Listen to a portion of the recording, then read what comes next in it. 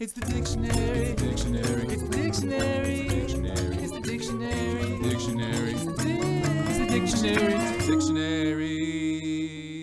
Hello, word nerds. Welcome to the dictionary. Welcome to the dictionary. Today I'm recording this on March 15th. Oh, that's the Ides of March. 8:06 a.m. A little bit late start. Later than normal. Okay. Hey, let's talk about the words. The first word is euphony. E-U-P-H-O-N-Y. Euphony. Euphony. Me funny, you funny. This is a noun from 1606. Number 1, pleasing or sweet sound, especially the acoustic effect produced by words so formed or combined as to please the ear. What words might those be? Do we have to find an example of euphony?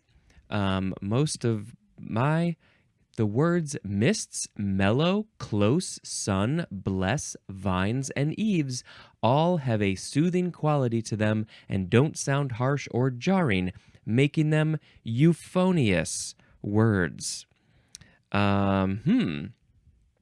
Mists, mellow, vines, eaves. Okay. Pleasing or sweet sound. Number 2, a harmonious succession of words having a pleasing sound. That's it, just the words going together to make the nice sounds. I'm never good with coming up with the words off the top of my head. I don't know. Euphonic is an adjective and euphonically is an adverb. Those words were said so euphonically because they were so pleasing and harmonious. Pleasing and harmonious. This word is from the Greek euphonos, which means sweet-voiced or musical.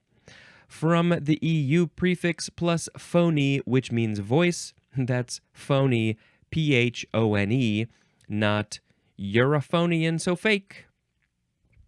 There's more at the word ban, B-A-N. Again, I don't know where those extra words come from. Euphony, things that sound real nice. Sometimes I think my voice sounds real nice, and sometimes it doesn't. Oh, my sound effect today is going to be whoa! Something like that. The next word is euphorbia. Euphorbia, noun from the 14th century. Any of a large genus, euphorbia, of herbs, shrubs, and trees of the spurge family that have a milky juice and flowers lacking a calyx and included in an involucra which surrounds a group of several staminate flowers and a central pistillate flower with 3 lobed pistils. P-I-S-T-I-L-S. Broadly, the synonym is spurge. So I don't remember. I kind of feel like maybe was there a spurge word recently? I can't remember that. These spurges have a very fun sort of yellow flowery burst at the top of these. And boy, there were so many flower words in that definition. I don't know what anything said. They have a milky juice. Would that be euphony, milky juice? Are those words that sound sweet and harmonious to you? The milky juice. This word, euphorbia, is from the Latin euphorbus, which is, a 1st century A.D. Greek physician. I was not expecting that. So, somehow, this Greek physician, 1st century A.D., that was a long time ago, maybe they learned about these herbs, shrubs, trees in the spurge family. And where does the name spurge come from? I don't know. Okay, let's move on. Whoa! The next word is euphoria. Noun from circa 1751. A feeling of well-being or elation. Euphoric or euphoric is an adjective, and euphorically is an adverb. This is from the Greek euphoros, which means healthy, from the EU prefix plus pherein, which means to bear, B-E-A-R, like you have it, maybe. So then you have, if you have euphoria, euphoros, you have health, you are healthy, you are happy, you are elated. Obviously, you're elated if you're healthy. Everybody who's ever been healthy has been elated about their healthiness. Feeling of well-being or elation. This is where we all want to be. We want to be in a state of euphoria. I feel like there are people, I don't know if you could say that they have some sort of mental illness. I don't know, but I feel like there are just certain people who just never seem to be happy. And maybe that's just, you never get to see them alone. Maybe they're happy when they're alone. But for some reason, there are some people out there who just feel like it's just negativity all the time. And I think that's a choice. I think it's hard, sometimes hard if you're so stuck in that negativity. But yeah, I don't imagine people like that ever being in a state of euphoria. I feel like they're just, nothing's ever good enough. It's all good.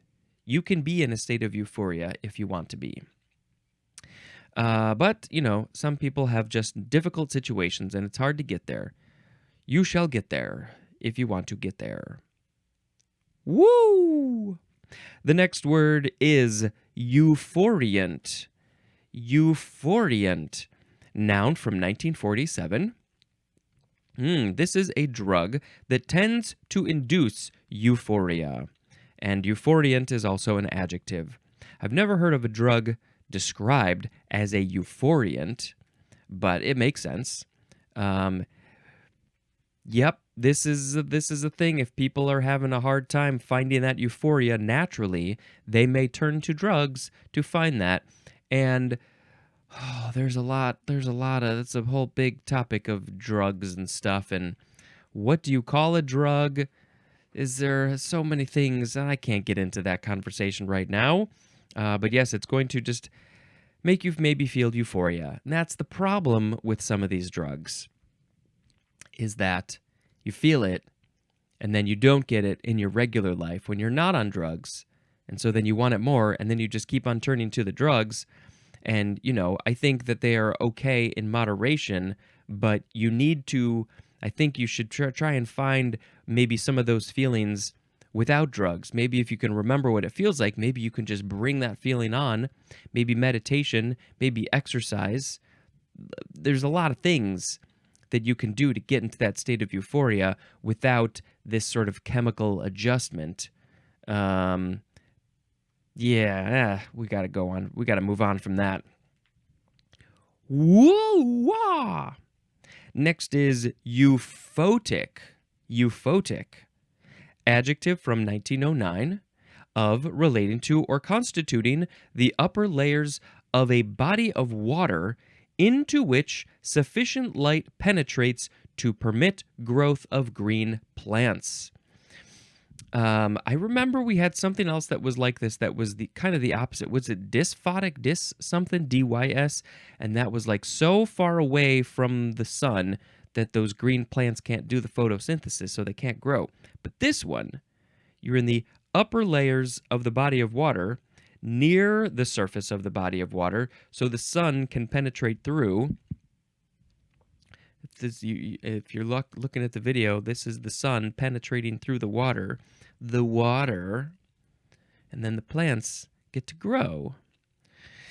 Upper layers of a body of water into which sufficient light penetrates to permit growth. Yep, that's it. That's all there is to do. That's all. That's everything for euphotic. Woohoo!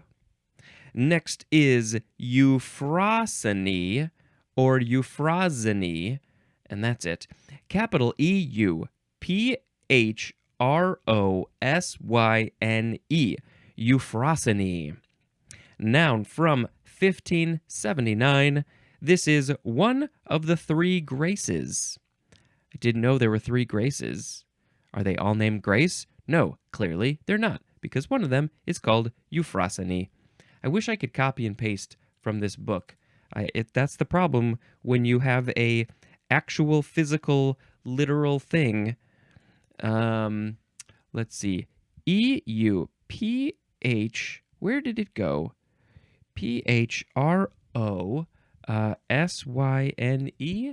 Euphrosyne. In Greek mythology, the Charites, singular Charis or Graces, were 3 or more goddesses of charm, beauty, nature, human creativity, goodwill, and fertility. That's more than 3 things. Hesiod names 3: Aglaia, Euphrosyne, and Thalia. Oh, there's a place in Chicago called Thalia Hall. And the name... Okay, we can't go any further than that, but... their parents are Zeus, Aphrodite, and Eurydice. And I don't know how they have 3 parents, but they have 3 parents. Yeah. Oh, specifically, let's put this link in the show notes. Euphrosyne is a goddess of good, cheer, joy, and mirth. M-I-R-T-H. You gotta get that mirth. Maybe euphoria is part of that. Euphrosyne. Her name is the female version of Euphrosynos, which means merriment. Okay, Euphrosyne, the 3 graces, not named Grace. Whoa, wah. Next is I thought it was euphemism. No, it's euphuism. Euphuism. Or just euphuism. Okay. EUPHUISM. Euphuism. Noun from 1592. Number 1. An elegant Elizabethan literary style marked by excessive use of balance, antithesis, and alliteration, and by frequent use of similes drawn from mythology and nature. That really narrows it down, doesn't it? Euphuism.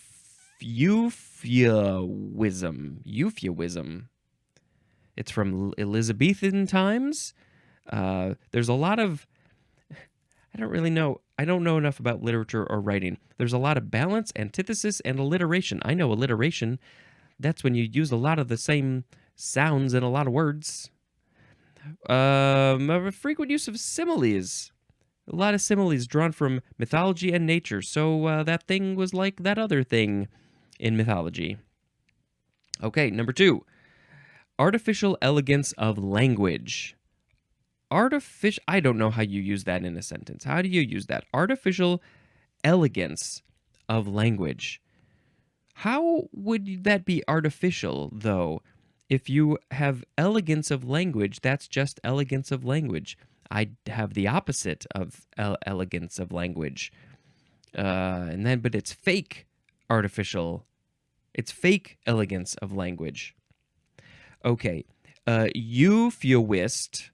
Euphuist is a noun. I guess that's the one who was writing the euphuism. Euphuistic is an adjective, and euphuistically, that's an adverb. This is a silly word. Just sounds silly. This is from Euphues. I don't know how to pronounce that. Euphues, which was a character in prose romances by John... Is that Lilly? L-Y-L-Y. Lilly. John Lilly. Maybe that was in the 1500s. Euphuists. Where did this name come from? I don't know. That's a fun word. Woo, woo, woo, woo. The next word is euploid. Adjective from 1926. Having a chromosome number that is an exact multiple of the monoploid number. And it says compare to aneuploid with an A-N at the beginning, which I guess would be maybe the opposite. Chromosome number that is the exact multiple, and maybe aneuploid would be not the multiple. It's not the right number. Or maybe it's the exact multiple of a different number. I don't know what monoploid is. Euploid is also a noun, and euploidy is also a noun. Whoa! Next is eupnea. Yeah, eupnea. eupnea, or you can put an O after the N. Eupnea. Noun from circa 1706. This is just normal respiration.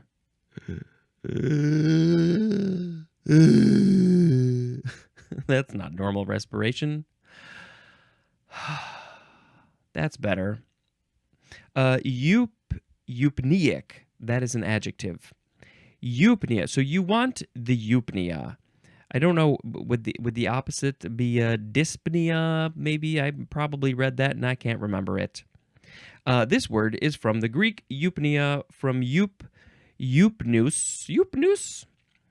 which means breathing freely, which is from the EU prefix plus pnein, P-N-E-I-N, which means to breathe. And there's more at the word sneeze. Sneeze. How did sneeze get in there? What's the etymology of sneeze? That's going to be interesting. I love a good sneeze. I don't know if I have any in the chamber right now, but maybe soon. Okay. Sneezing and breathing. We're sneezing and we're breathing, yeah. Okay, that's eupnea. Whoa! The next word is EUR with a capital E, abbreviation for Europe and European.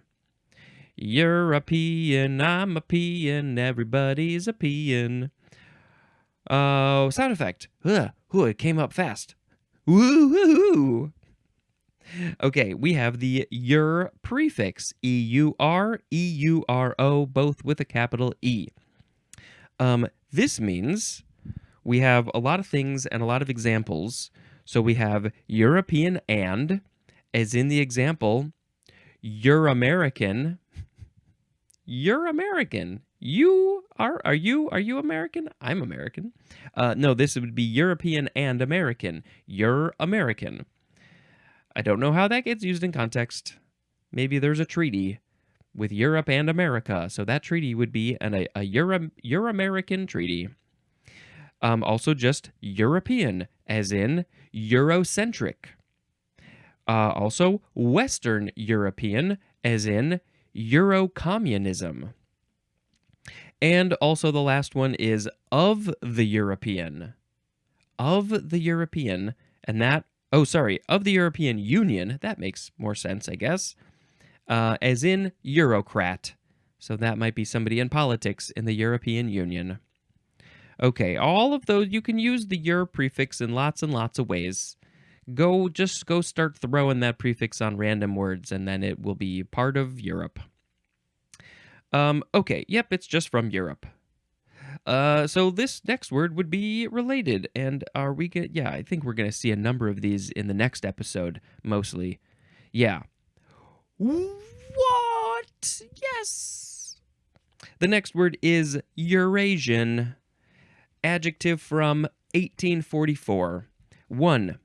Of a mixed European, European and Asian origin. So this Eurasian thing, comes from both Europe and Asia, which are right next to each other, and they share a landmass over there in that region. And so, just anything from Europe and Asia is Eurasian. Number 2, of or relating to Europe and Asia. I'm not good with the geopolitics, so I couldn't give you any real good examples. Eurasian is also a noun. Woohoo! Next is Eureka. The first form of Eureka. Eureka. This is an interjection from 1603. This is used to express triumph on a discovery. It's so specific. Oh, I figured something out. I discovered something. That makes me have euphoria. So I shall say, Eureka! Great Scott, I've done it. I have figured out everything. Okay, This has a number, lots of words in the etymology. Let's read them to you. This is from the Greek eureka with an H, which means I have found, which is from heuriskein, which means to find, which is from the exclamation attributed to Archimedes on discovering a method for determining the purity of gold. So, Archimedes, what did he do? He discovered a method for determining the purity of gold. He was like, this is gold and this is other gold, and I want to know which one's more pure, and how can I figure out the purity? There's a whole bunch of other stuff in there that's making it not pure. I want pure gold. How can I figure out how pure it is? Eureka! I've got it! I found it. I found the answer. I guess that's what he said. So yeah, I mean, it's real clear. The etymology is just from heuriskein, which means to find, and then he turned it into I found. I guess that's the form of I did it. I found the thing is eureka. And then we had to get rid of that H. But there is more at the word heuristic, which I do know that word, but I don't think I could tell you what it means. But it must be something about finding something. Let's go find it. Woohoo! That's another way to say I found it. I'm so excited. I have elation that I found it. What? Yay! The second form of eureka is an adjective from 1948, marked by usually sudden triumphant discovery, as in a eureka moment. What was your eureka moment? Do you have a good eureka moment when you found something, you discovered something, you learned something? What was that other E word? I can't remember what it was, but I'm sure we've all had them. And I can't remember anything. Triumphant discovery. Well, I don't really do science. Not really. And so I am not in a position, I don't put myself into a position where I could have any eureka moments, at least in terms of discovering something new. But there's a lot of people out there, there's a lot of scientists out there who have these eureka moments. But also, I don't think it necessarily means discovery. It's also just that sudden like, oh, I get it. I had a eureka moment. I figured it out. One of those. And yeah, there was another E word at the beginning of the E's, I think. I just can't think of what it is. I don't know. Woohoo! The next word is the first form of euro. Noun from 1855. The synonym is wallaroo. Wallaroo. A wallaroo. This is from an Australian Aboriginal language of South Australia, and the language is called, let me see if I can say this, Adnyamathanha. Oh, I was close. Adnyamathanha. It's not right. I know it's not right. Adnyamathanha. It's spelled Adynyamathanha. Thanha is at the end. I'm not saying it right. I very much apologize for that. But it is a wallaroo, and I don't know what that is, but obviously anything in Australia has the best names. Come on, a wallaroo. I mean, it looks like a little kangaroo. A wallaroo is a common name for several species of moderately large macropods, intermediate in size between the kangaroos and the wallabies, so they are combining wallaby and kangaroo, and they have a wallaroo. Why don't I know about this? Why is this the first time I'm hearing about a wallaroo? Huh. Yeah, portmanteau of kangaroo and wallaby. Oh boy. All right, yeah, we gotta put a picture of a euro, and they just call it euro. So wallaroo, so the Aboriginal word is euro, I guess. Oh, sorry. That was the most important part that I forgot. I got so hung up on how to pronounce the Aboriginal language. Their word is Yuru, Y-U-R-U. So then we, of course, changed it to euro in English. And but also, because it's a combination of kangaroo and wallaby, we call it a wallaroo. Oh boy. All right. Next word, woo, woo, woo, woo, woo. The second form of euro is a noun from 1981. 1981. The common basic monetary unit of most countries of the European Union. I believe I heard there are 27 in the European Union using the euro. Now I don't know does that include Britain or not, because they left, so it might not include them. And it says to see the money table, of course. You got to go read up on all the monies in the money table when we get there. This is short for the equivalent of Europe or European in the languages of the European Union. We knew that would be like if Canada and Mexico and America combined in North America to make a piece of money called the Americo, maybe. Let's not do that, maybe. I don't know. That would be, well, I don't think that, but there are positives and negatives to that situation. I don't think that it would ever happen, though. Okay. Whoa, whoa, whoa, whoa. What? I am so happy I have euphoria. The last word is euro with a capital E.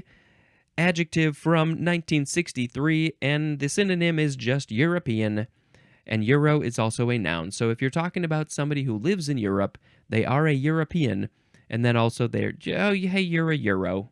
You're a euro. Okay, let's pick a word of the episode. We had euphony, euphorbia, euphoria, euphoriant, euphotic. Was there, did I miss something? Or euphorbia, euphoria, euphoriant, euphotic, euphrosyne, euphuism, euploid, eupnia, or eupnia, eupnia, Eurasian, eureka, euro. There we go. Let's see. I mean, I like these words that sound very nice together.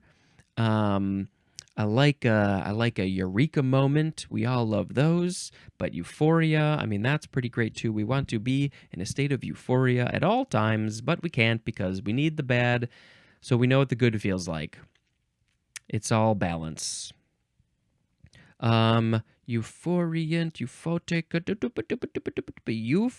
euphuism is just the best word to say. So you got to really think about it. Okay. We got to pick one. Let's pick euphoria as the word of the episode.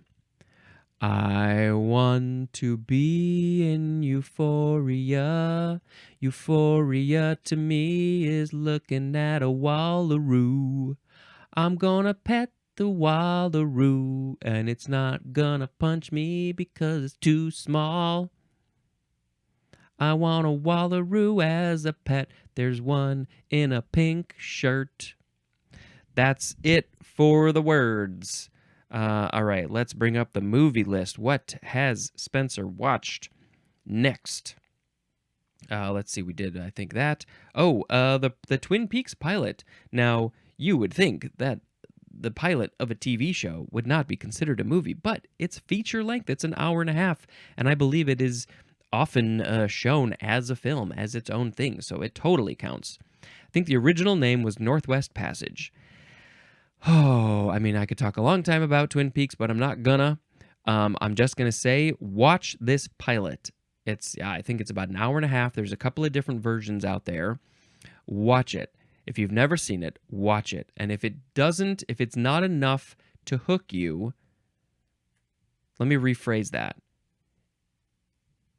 It should be enough to hook you. If it hooks you, then you are hooked, and you should watch the rest of the show. Go on to season 1, and then season 2, and then I'll just say it. Then you go to the movie, the official movie, Fire Walk with Me. It's a prequel, so it's going to spoil a lot of stuff. You got to do it in the right order. And then you got to read the books, and then you got to watch the third season.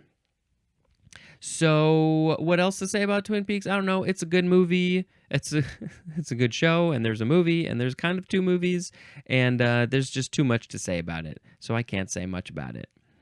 But it's a whole world, and you just watch the one, and if it fits with you, it fits, and if it's not, it's like, all right, it's not for you. It's not for everybody. But it's very good and fun and weird and silly and goofy and scary. Okay, that's it. That's the end of the episode. Thank you very much for listening and watching. I hope this episode gave you euphoria with words that were euphony, and you had a eureka moment at some point. Maybe the Wallaroo gave you, the Euro gave you a eureka moment. This has been Spencer dispensing information. Goodbye.